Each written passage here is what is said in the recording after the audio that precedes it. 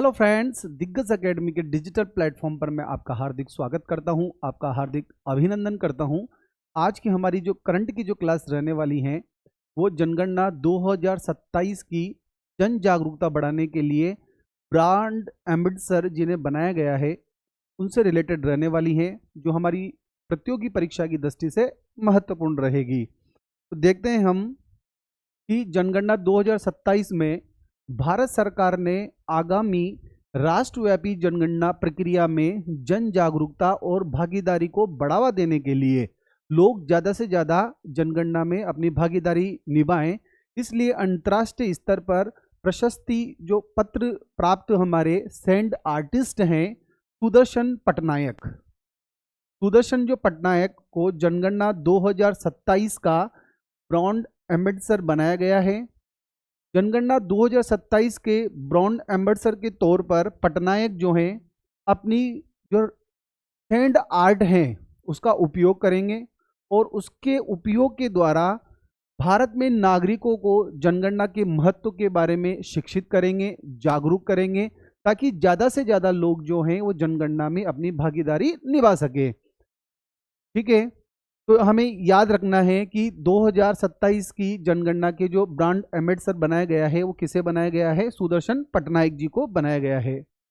इनकी क्या क्या उपलब्धियां रही हैं? कला और सामाजिक जागरूकता के क्षेत्र में इन्होंने उत्कृष्ट कार्य किया, उसके लिए वर्ष 2014 के अंतर्गत भारत सरकार के द्वारा इनको पद्मश्री से सम्मानित किया गया। 2014 में इनको भारत सरकार के द्वारा पद्मश्री अवार्ड से क्या है सम्मानित किया गया, कला और सामाजिक जागरूकता के क्षेत्र में। उसके बाद 2017 में इन्होंने उड़ीसा के पुरी बीच पर 48 फीट और 8 इंच ऊंचा दुनिया का सबसे बड़ा सैंड कैसल, जिसे रेत का महल कहते हैं, वो बनाकर गिनीज वर्ल्ड रिकॉर्ड में अपना नाम दर्ज कराया। ये बहुत बड़ी उपलब्धि थी इनकी। उसके बाद अंतर्राष्ट्रीय पुरस्कारों में बात करूं मैं तो 2008 में इन्हें बर्लिन में वर्ल्ड चैंपियनशिप, 2013 में रूस में गोल्ड मेडल और 2025 में फ्रेंड डेरिंगटन सैंड मास्टर पुरस्कार से इनको सम्मानित किया गया। देखो कितनी अच्छी उपलब्धियां रही हैं इनकी। अंतर्राष्ट्रीय स्तर पर ख्याति प्राप्त सैंड आर्टिस्ट हैं हमारे ये। 2008 में इन्होंने बर्लिन में वर्ल्ड चैंपियनशिप, 2013 में रूस में गोल्ड मेडल प्राप्त हुआ और 2025 में फ्रेंड डेरिंगटन सैंड मास्टर पुरस्कार से इनको नवाजा गया। इनकी कला का जो उद्देश्य है वो हम देख चुके हैं। कला और सामाजिक जागरूकता बढ़ाना है। जैसे अपन बात करें पर्यावरण से परिवर्तन से, जलवायु परिवर्तन से संबंधित जो समसामयिक मुद्दे होते हैं उन पर ये अपनी कला को प्रस्तुत करके लोगों में जागरूकता बढ़ाते हैं। कोविड-19 में इन्होंने जन जागरूकता बढ़ाई। बच्चों के अधिकार और विश्व शांति जैसे विषयों पर इनकी जो कला है वो केंद्रित रहती है। अब अपन बात करें जनगणना 2027 के कानूनी और संवैधानिक आधार क्या है, थोड़ा इस पे भी बात कर लेते हैं कि जनगणना जो है, जनगणना अधिनियम 1948 की जो धारा है 3 और 17A के तहत, जनगणना अधिनियम 1948 की कौन सी धारा है? धारा 3 है और 17A के तहत भारत के रजिस्ट्रार जनरल के कार्यालय के द्वारा कराई जा रही है। ठीक है, 2021 की जनगणना जो है वो कोविड के कारण टल चुकी थी और 2020 में जारी की गई अधिसूचना की जगह लेगी है। इस अधिनियम का बिल भारत के तत्कालीन गृह मंत्री जो रहे हमारे सरदार वल्लभ भाई पटेल के समय पेश किया गया था। यहाँ से ये बात याद रखनी है हमें कि जो जनगणना है भारतीय संविधान के आर्टिकल 246 के तहत संघ सूची का विषय है। जनगणना जो है वो किसका विषय है? संघ सूची का। जो हमारा इंडियन कॉन्स्टिट्यूशन के आर्टिकल 246 के तहत ये यूनियन सब्जेक्ट है हमारा। संविधान की 7वीं अनुसूची की क्रम संख्या 69 पर इसको सूचीबद्ध किया गया है। तो यहाँ से जनगणना का 2027 से जनगणना है हमारी, उसका कानूनी अगर कॉन्सेप्ट देखा जाए तो 1948 की धारा 3 और 17A के तहत भारत के रजिस्ट्रार जनरल कार्यालय से ये जनगणना कराई जाती है। 2020-21 का जो समय था कोविड का, इस वजह से उस समय जनगणना नहीं हो पाई, उसकी जगह ये लेगी अभी और 2 चरणों के अंतर्गत कराई जाएगी। और आर्टिकल 246 के तहत ये संघ सूची का विषय है। ठीक है, अब जनगणना 2027 के बारे में थोड़ा सा और याद करते हैं हम। ये पढ़ी चुके हैं, अधिनियम कौन सा है, 1948 के तहत कराई जा रही है। इसका संचालन पढ़ ही चुके हैं कि रजिस्ट्रार जनरल और जनगणना आयुक्त के द्वारा कराई जाएगी। अब सबसे इंपॉर्टेंट बात कि ये जनगणना 2027 है, देश में डिजिटल माध्यम से होने वाली पहली जनगणना है। इंपॉर्टेंट बात कि डिजिटल माध्यम से होने वाली पहली जनगणना 2027 की है। भारत की 16वीं जनगणना है ये, और स्वतंत्रता के बाद की बात की जाए तो 8वीं जनगणना होगी। भारत में अगर प्रारंभिक रूप से बात की जाए तो 16वीं होगी, लेकिन देश स्वतंत्र हुआ उसके बाद कौन सी है, 8वीं जनगणना होगी। यहां से इंपॉर्टेंट प्रश्न आपके लिए परीक्षा के लिए है कि इस अभी की जो जनगणना है 27 वाली, उसका आधिकारिक शुभंकर प्रगति और विकास है।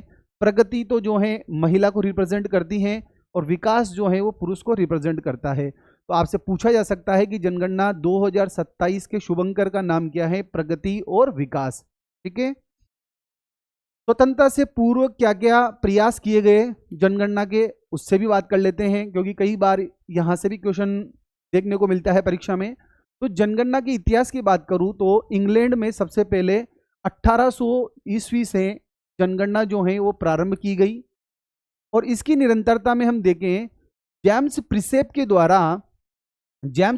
के द्वारा इलाहाबाद और बनारस में, इलाहाबाद में 1824 में और बनारस में 1827 और 28 में जनगणना करवाई गई। किसके द्वारा, जेम्स प्रिसेप के द्वारा।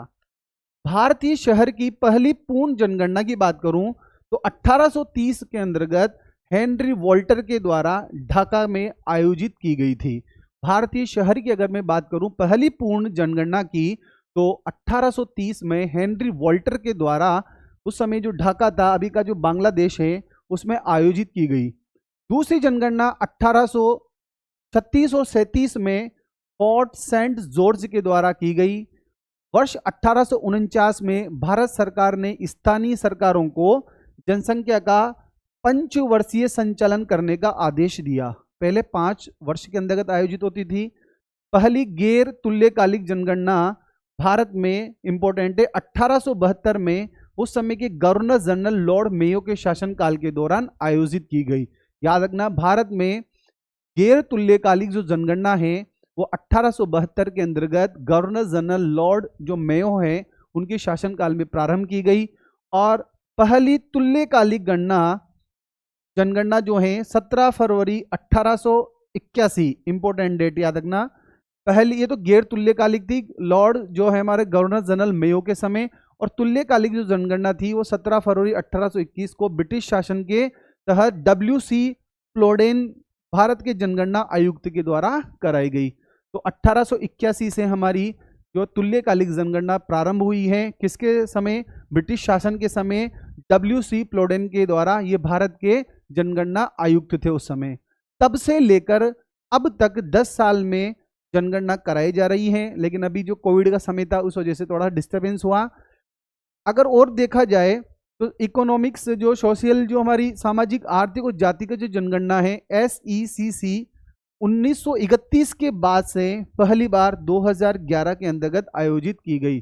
सोशल इकोनॉमिक कास्ट सेंसिस बात की जाए तो पहले 1931 में हुई थी इस प्रकार की जनगणना, कास्ट आधारित सामाजिक आर्थिक और जातिगत जनगणना, वो 2011 के अंतर्गत आयोजित की गई थी। तो यहाँ हमने जनगणना से संबंधित जो फैक्ट पढ़े हैं वो भी इम्पोर्टेंट है। और आज का जो टॉपिक रहा था हमारा वो था कि कौन बने जनगणना 2027 के ब्रांड एम्बेसडर। तो हम बता देंगे सुदर्शन पटनायक, ये उड़ीसा के हैं, उड़ीसा में इनका जन्म हुआ है। हमारे सेंड आर्टिस्ट हैं, इनको 2014 के अंतर्गत जो हैं अपने उत्कृष्ट कार्य के लिए, जागरूकता कार्यक्रम के लिए, कला के क्षेत्र के लिए इनको भारत सरकार के द्वारा पद्म पुरस्कार से सम्मानित किया गया था। इसी प्रकार के एक नए टॉपिक के साथ अगली क्लास में मिलते हैं। जब तक पढ़ते रहिए, अपनी नॉलेज को अपडेट करते रहिए, स्वस्थ रहिए, मस्त रहिए। धन्यवाद।